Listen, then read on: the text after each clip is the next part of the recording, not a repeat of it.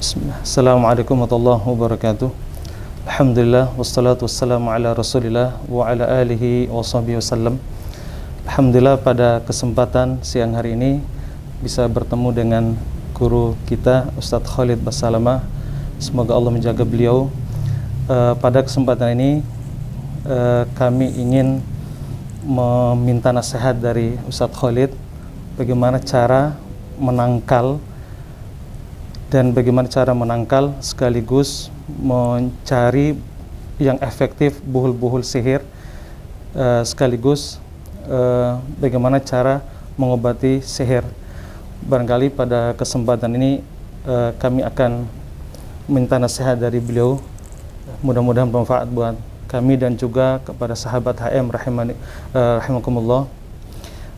Kami sapa terlebih beliau. Assalamualaikum Ustaz. Waalaikumsalam warahmatullahi wabarakatuh. Ya, Afwan Ustaz, mohon beri penjelasan dan nasihat buat kami sebagai praktisi ruqyah untuk bisa lebih istiqomah, lebih bisa memahami untuk bagaimana cara menangkal sihir-sihir yang berkembang di negeri yang kita cinta ini.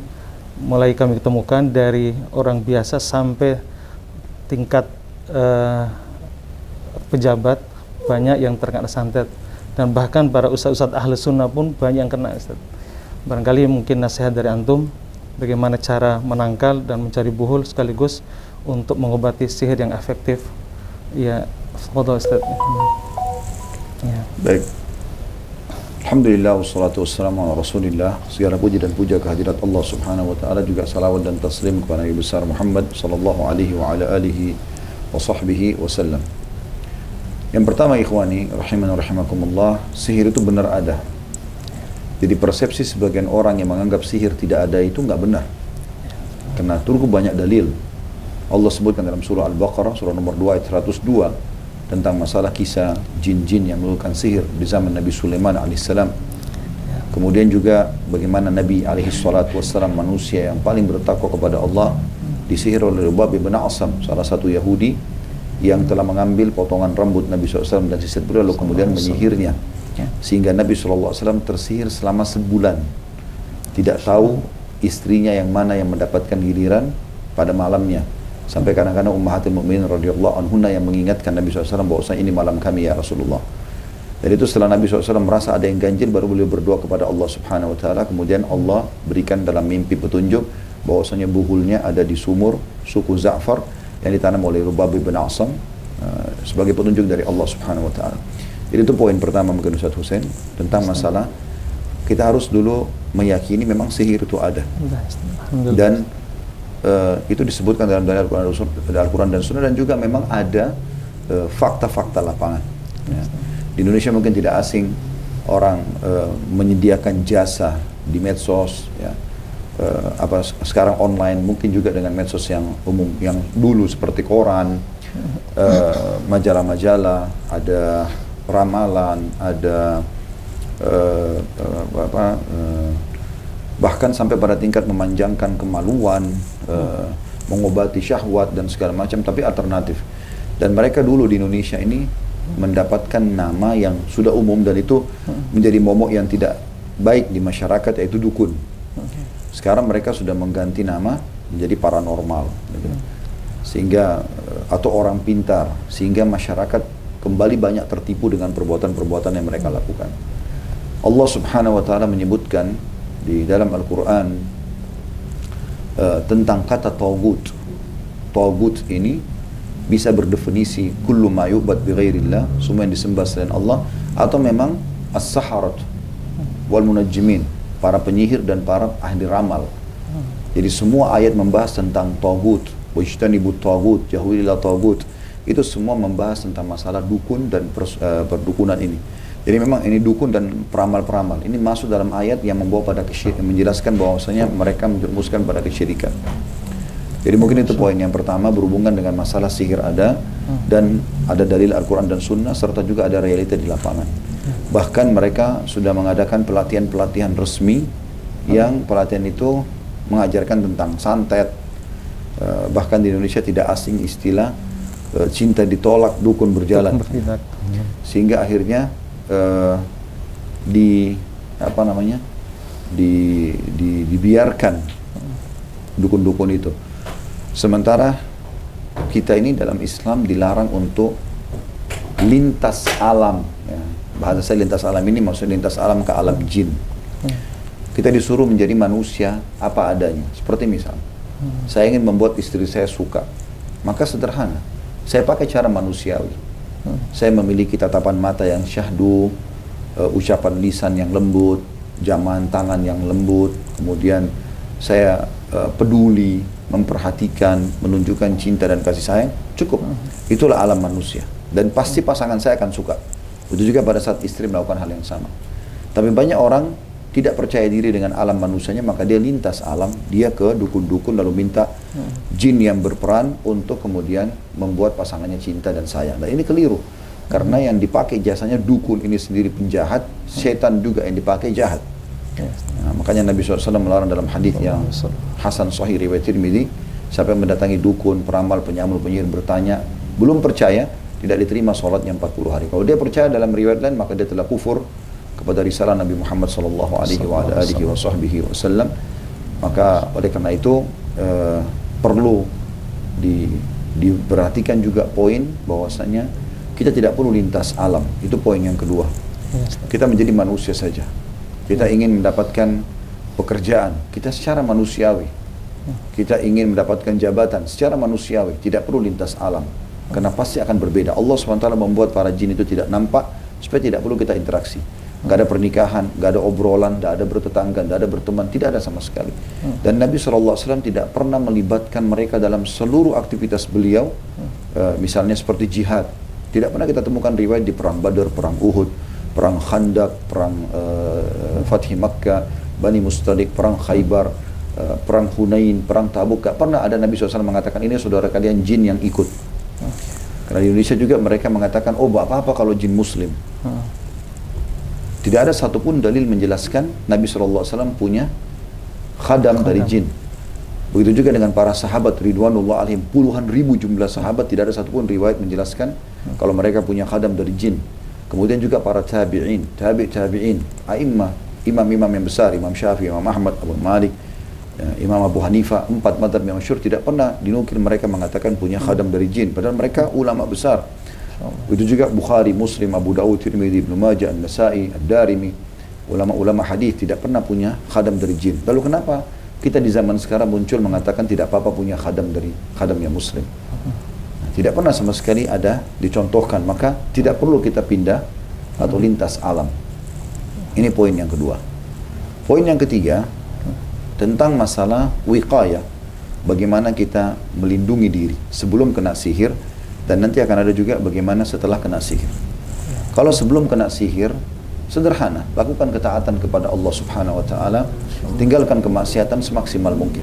Artinya yang wajib sholat, tutup aurat, cari rezeki yang halal, lakukan semua ketaatan. Itu menjadi seperti kalau seseorang itu memiliki baju besi, sehingga musuh tidak bisa leluasa mengganggunya, karena dia punya perangkat-perangkat itu. Itulah perangkat kita. Kemudian jauhkan kemaksiatan, karena kemaksiatan itu seperti kita sedang membuka tadi tameng-tameng itu. Topi besinya dibuka kalau kita buat dosa, baju besinya dibuka sehingga musuh leluasa untuk mengganggu kita. Makanya kita lihat kalau ahli-ahli maksiat lebih gampang kena sihir dibandingkan orang-orang soleh. Walaupun ada orang soleh yang kena hanya sebagai cobaan dari Allah SWT. Tapi umumnya sihir itu seperti sedang menghadapi seorang musuh yang sangat mahir berperang, sehingga untuk menaklukkan pun dia punya strategi yang besar untuk mengenai orang-orang soleh. Tapi kalau orang dasarnya tidak punya keterampilan perang, maka setiap saat atau kapan saja atau dengan cara sangat mudah dia bisa mengalahkan orang-orang ini. Nah seperti itu kurang lebih orang yang memang jauh dari agama.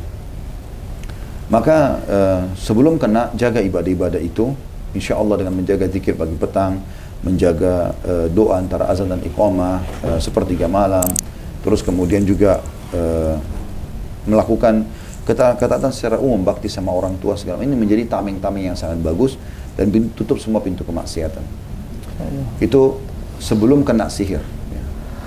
Juga perlu menjauhi semua komunitas.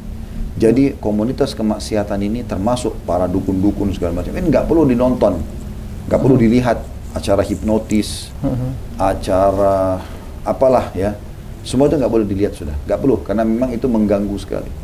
itu akan sangat mengganggu. Ya.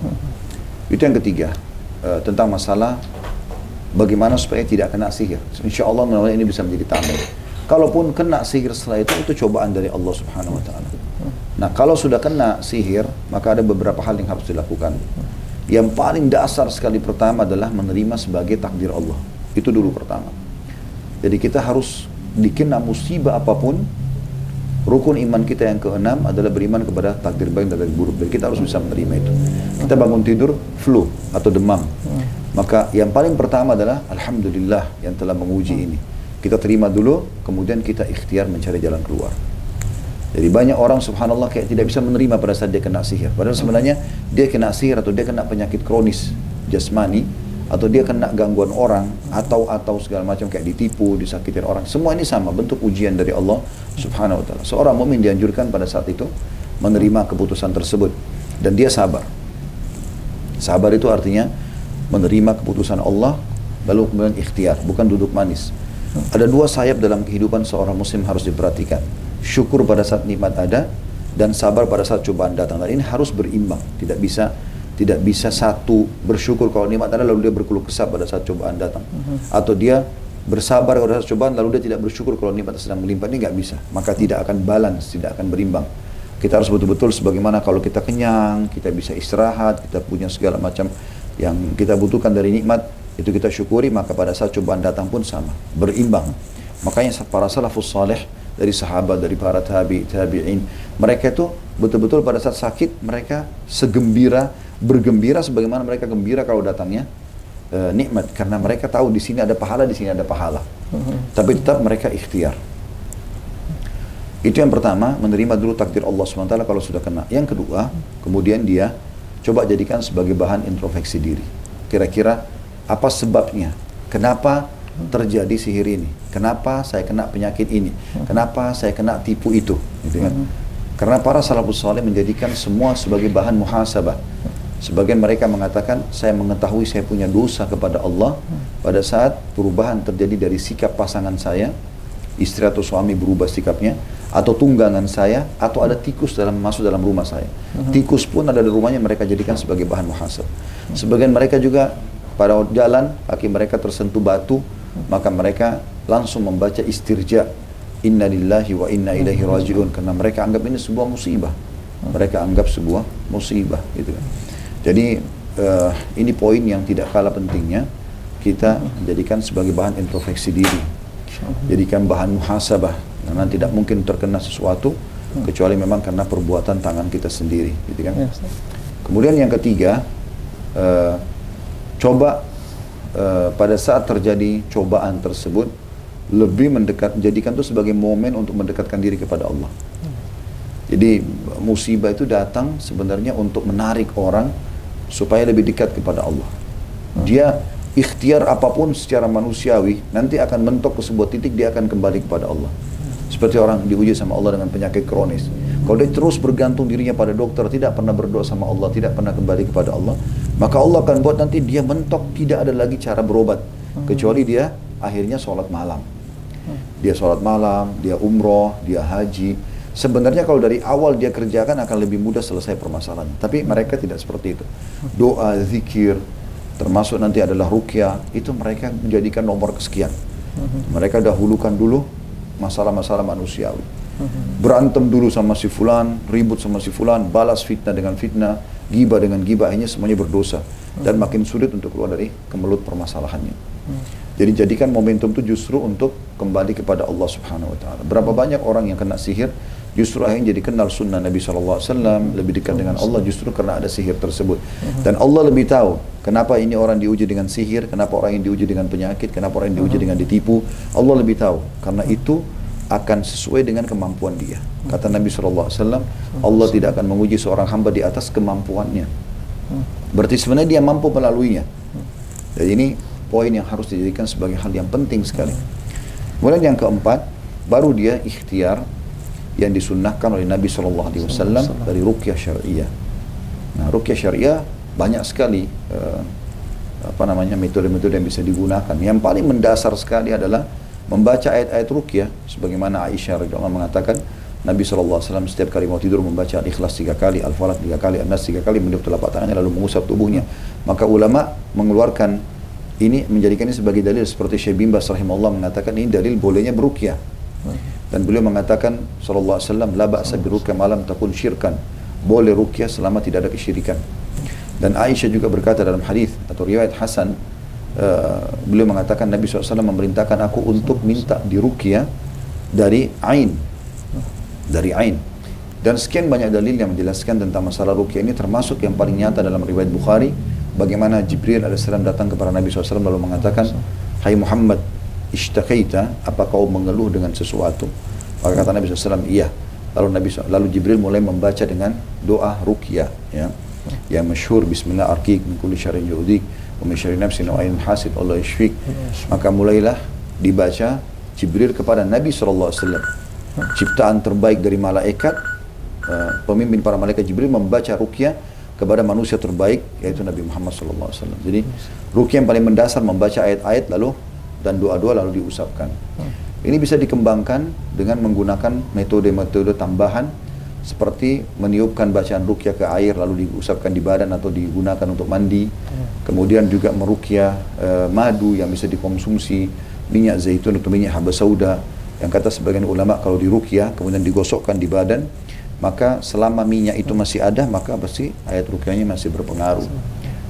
Ini bisa digunakan. Kemudian tambahan-tambahan seperti misalnya juga mengkonsumsi ajwa Madinah 7 butir sehari, karena kata Nabi SAW, siapa yang konsumsi ajwa Madinah 7 butir sehari, di 7 butir di pagi hari, maka tidak akan kena sihir dan juga racun.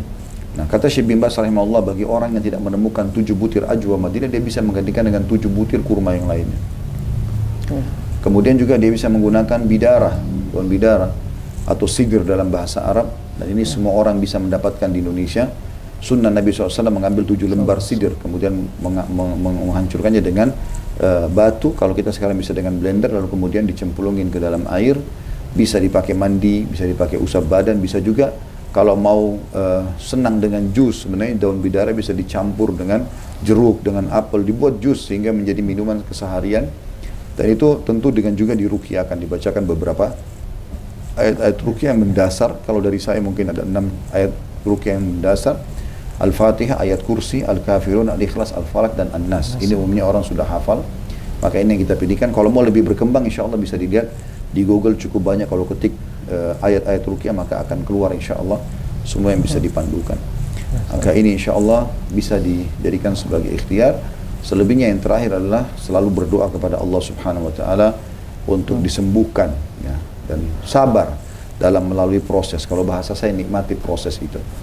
Ya, kata Nabi SAW, kalau seseorang muslim berdoa kepada Allah, Allah akan berikan, tapi melalui salah satu dari 3 langkah. Diberikan langsung pada saat itu, atau dihilangkan musibah yang akan menimpa dia, atau disimpankan yang dia akan dia panen pada hari kiamat dalam bentuk pahala. Jadi kita berdoa kepada Allah Subhanahu wa Ta'ala tanpa putus asa, karena manusia terbaik pun Nabi SAW sampai sebulan kena sihir. Allahu a'lam. Itu dari kami insyaallah. Ustaz, Masya Allah, jazakallah khairan Ustaz. Alhamdulillah, Masya Allah, kita mendapatkan ilmu yang luar biasa, bermanfaat. Ini buat diri kami pribadi dan juga sahabat HM rahimakumullah. Mudah-mudahan ini bisa menjadi pelajaran berharga, sehingga kita bisa membentengi diri dari sihir. Kemudian cara-cara untuk meruqyah tadi juga untuk menyelesaikan sihir. Alhamdulillah sudah kita dapatkan. Kami ucapkan jazakallahu khairan sekali Ustaz. Mudah-mudahan di kesempatan lain mungkin bisa kita sambung lagi Ustaz, insyaallah. Ya. Ya. Subhanakallah bihamdika. Subhanakallah bihamdika. Insyaallah. Assalamualaikum warahmatullahi wabarakatuh.